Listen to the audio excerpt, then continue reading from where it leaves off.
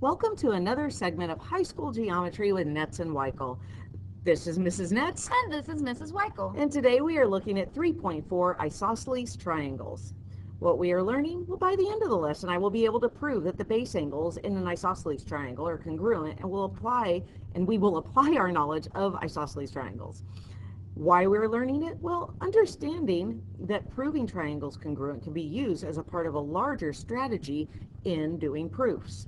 How you will know you know it? Well, you'll know you mastered it when you can work on the applied triangle problems using properties of isosceles triangles. So let's go ahead and get started. The first thing that we need to know today is what is an isosceles triangle?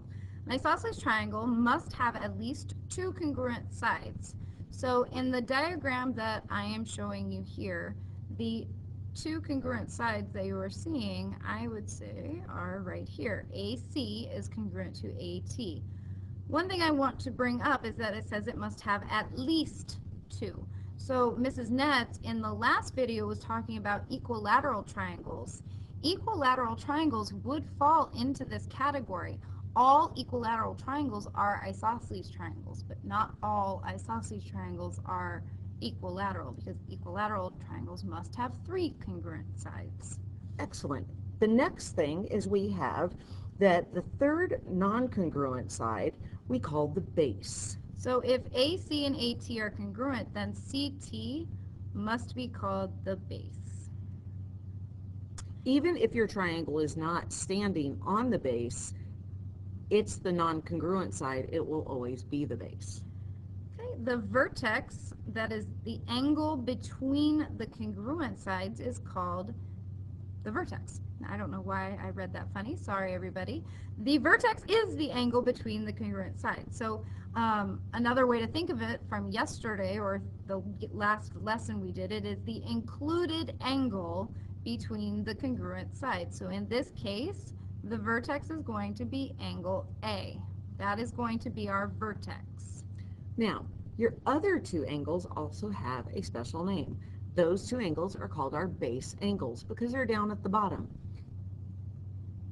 And both of them are attached to our base, or you could say the base is the included side between the base angles. Base angles are right here, angle C and angle T. So those are all the parts of an isosceles triangle that are important to know. The isosceles triangle theorem: if two sides in a triangle are congruent, then the two angles opposite those sides are congruent. So why? We're going to prove why. Really? Yes, we are. Well, let's check it out. Let's write out a nice formal proof.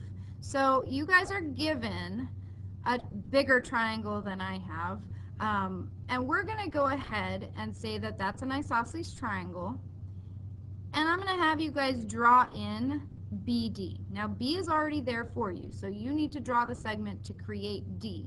And I want you to draw it in a way that it is the perpendicular bisector of AC. So get a straight edge and go right down the center through B. Please do not freehand it in your notes. We definitely want a straight line. And the reason we can say this is through any one point, not on a line, there is one line perpendicular. Meaning, if you were going through B and you crossed anywhere else through AC, you would not be creating a perpendicular bisector. So because of that, we now know a whole lot about the two triangles that we've now created. The first thing that we know is that AD is congruent to CD. AD is congruent to CD. And we know that because of the word bisector in our first step. Remember the whole idea of logic. If we're using something, then if we establish something, we can now use it later on. If you remember from that long, nasty logic proof, once you knew something, you were able to cross out all those other boxes. Well, I know I have a bisector, so now I can say some things about a bisector. I'm going to go ahead and mark my diagram right here. Now, we also have the word perpendicular up here. So because we have the word perpendicular, we're able to say we have some right angles. So we can say that angles BDA and angle BDC are right angles. Why? Because the word perpendicular says that we have lines that intersect to make right angles. So again, from that first drawing that I made you draw, we were able to come up with two important statements. We also have these two triangles that have this side in common, so we talked about this in our last video as well. You are able to say, okay, I jumped a step, sorry about that. If we have two right angles, then we can say they are congruent, so this is still linked to this. Sorry, I'm jumping. And why do we know that? Well, here we established we had right angles, so therefore we can say that right angles are congruent. Now let's go to what I was wanting to say. I want to get to the end as quick as possible, I guess. BD is congruent to itself. Why can we say BD is congruent to itself? Well, that's the reflexive property again. So reflexive property is when we have something that is shared. BD is definitely being shared between the two triangles. So we can go ahead and mark this. And we have our right angle here. So now if we look at these two triangles, you have the triangle on the left, triangle ABD, and you have the triangle on the right, triangle CBD. You should be able to pause this video for just a moment and decide why these two triangles are congruent. Hopefully you came up with side angle side. Side angle side is what I've drawn here, AD to angle ADB, and then side BD. So here is side, angle, side. Now, what can we now say? If we know that the triangles are congruent, we know that they are exactly the same triangle, just in two different locations. So if that's the case, then all three vertices must map onto each other, making all the angles and all the sides the same. So we are able to say that angle A is congruent to angle C by this CPCTC, these 5 letters.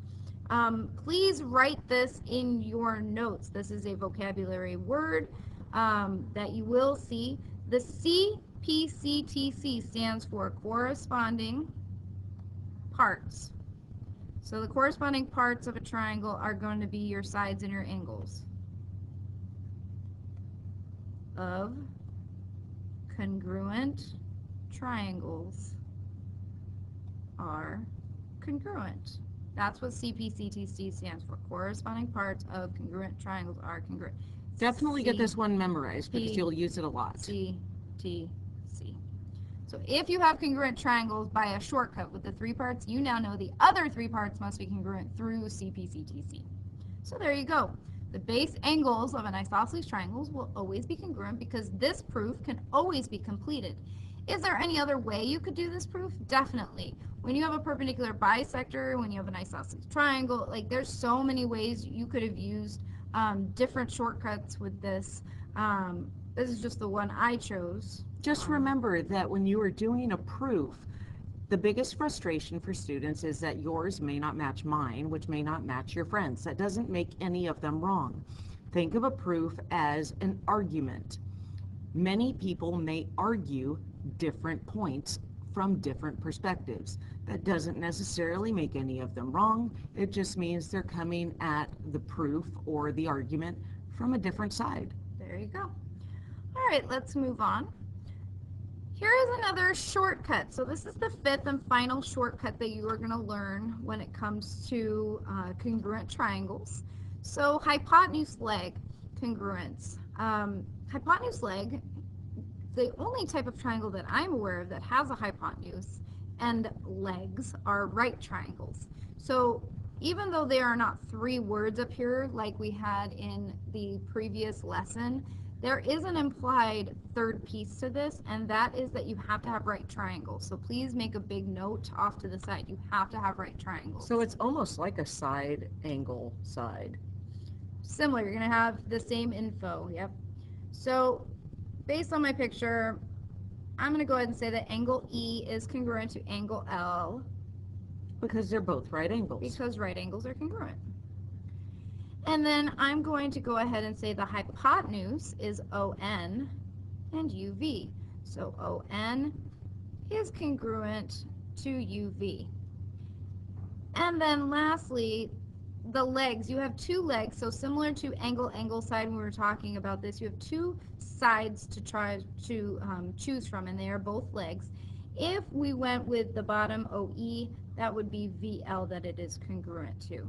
So OE, we can say, is congruent to VL. And this is what hypotenuse leg is going to look like. It is actually showing side-side angle, which we said is never, ever, ever going to work. However, when it's a right angle, what we have is hypotenuse leg. Notice it is not called side-side angle because it's specific to right triangles, not any angle in general. So basically, side-side angle only works on right triangles. And it actually stems back to the Pythagorean theorem. If you have two sides, then you actually know the third side is going to end up being congruent when you have right triangles. Absolutely. All right, the perpendicular bisector theorem. All the theorems today are actually very similar to each other. If you have a perpendicular bisector, any point on it is going to be equidistant to the endpoints on a segment. So you can see here I have a diagram. We are showing that CD is the perpendicular bisector to AB. I know that because I'm going to add this in. I'm going to say these are congruent. So D is clearly marked the midpoint of AB, and we can see clearly by the little square right here that CD is perpendicular to AB. So CD is the perpendicular bisector. So what we know is the distance from E to A is the same as A to B. F to A is the same as F to B, and so on. So what we're actually making is a bunch of isosceles triangles. And you could see this if you think about your line of symmetry. So we have a line of symmetry that is CD. If we were to fold this triangle in half, you would see that the line segment EA matches perfectly to the line segment EB. Exactly. So through a bunch of different pictures on a bunch of different theorems, really what Ms. Netz just said is ultimately what's happening. When you have an isosceles triangle and you draw the perpendicular bisector right down the middle, what you have is two right triangles that are reflected to each other. All right, we just have two problems on the last page that we need to solve. For this first problem, why don't you go ahead and pause the video and see if you can come up with the equation that we're going to use. All right, so as you can see, through the fact that angle E is congruent to angle F, those are my base angles then, which makes EF my base, which then we can say that DE is congruent or equal to DF. Through substitution, we can make the equation of 6x minus 5 is equal to 4x plus 3. We can use the subtraction property of equality to get 2x minus 5 is equal to 3. The addition property, add 5 to both sides, you get equals 8. And then the division property gives me an answer of 4. The question is asking that you figure out the perimeter of DEF, so you do need to use substitution again by plugging 4 in for the sides, giving you lengths of 15, 19, and 19. We all know perimeter means add everything up. So our total perimeter for triangle DEF is 53 units. Okay, and moving on to the last problem. So we have an isosceles triangle with a base of BC. If BC is our base, then we know that AB is going to be congruent to AC. Since we know that AB is congruent to AC, we are able to say that angle B is congruent to angle C because those are the angles opposite the congruent sides. So an equation that we would first make would be that 6x minus 2 is equal to 8y minus 8. This is not an equation that we can solve because it has an x and a y. So if you'll remember from Algebra 1, anytime you have two variables, you're going to need two different equations to be able to get a solution, or actually in this case, two solutions. So here comes our problem solving skills. We have to figure out another equation that we can make. Well, today the only thing we learned were that the base angles were congruent. So what else could we say in order to make an equation here? Well, what do we know about the interior angles of every single triangle? We know that they add up to 180 degrees. So I could take 13x plus 9. Make this a little smaller. 13x plus 9. And then add to it 6x minus 2. 6x minus 2. And then also add 8y minus 8. 8y minus 8. And that whole thing would be equal to 180 degrees. Okay, really. Okay, Okay, let's see here. so we're going to add back on our 8y minus 8. My computer got a little crazy. Sorry. There we go. There we go. So now what we're going to do is we're going to go ahead and combine everything that we can. So we'll combine our like terms. Yeah, right now we have two very ugly equations. We're going to go ahead and simplify these down to make them look a little nicer. Okay, so what we want is we're going to first take all of our x values and let's put them together. We have 13x and a 6x, which is 19x. Now, we only have one y term, and it's positive, so we're going to say 8y. Then we're going to take our constants, a positive 9, a negative 2, and a negative 8. When we add those together, we get a negative 1. And all of that is equal to 180. What we want to do is we want to get our numbers with our variables on one side and then our constant alone on the other side of the equal sign. So what we're going to have is 19x plus 8y is equal to, we're going to add 1 to both sides and we get 181. Then we're going to do the same thing with our other equation. We're going to get both of our variables on the same side. So we have 6x minus 2, and we're going to go ahead and bring over our 8y. So we will have 6x minus 8y minus 2 equals a negative 8. Now we can add 2 to both sides, and we end up with 6x minus 8y is equal to a negative 6. So now we have these nice clean equations in standard form. We have our 6x minus 8y equals negative 6, and we have our 19x plus 8y equals 181. And hopefully what you see now are two equations similar to what you worked with in Algebra 1. It's a nice clean system of equations that's actually already set up for solving by elimination. So I'm just going to go ahead and write them right next to each other, or on top of each other. So we have 6x minus 8y equals negative 6.